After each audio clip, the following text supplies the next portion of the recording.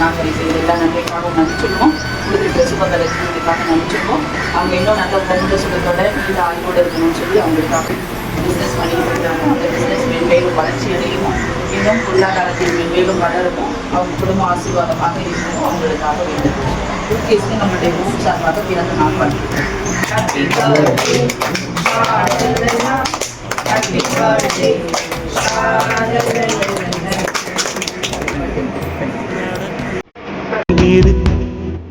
இன்னைக்கு ஒரு நாள் எல்லாருக்கும் கொடுத்துட்டீங்க. தாராள தினமும் கொடுக்க முடியுமா? ட்ரை பண்றேன் மேடம்.